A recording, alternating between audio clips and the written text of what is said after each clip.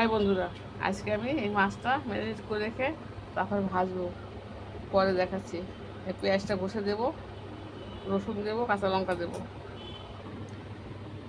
কী দিয়েছি?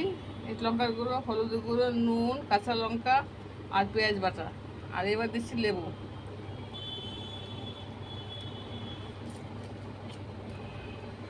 ভিনেগার দিতাম, লেবুর গন্ধটা ভাজলে পরে খুব সুন্দর হয়, লেবুর গন্ধটা ভালো যায়।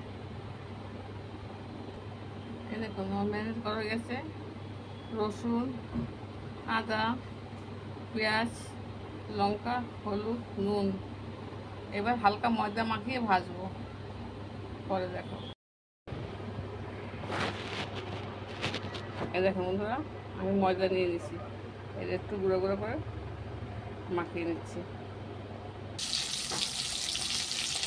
এই দেখুন বন্ধুরা, আমার মাছ ভাজা হয়ে গেছে।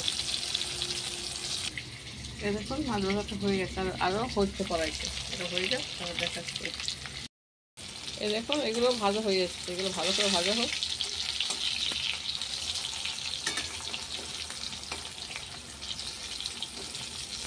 কালকে নিরামিষ।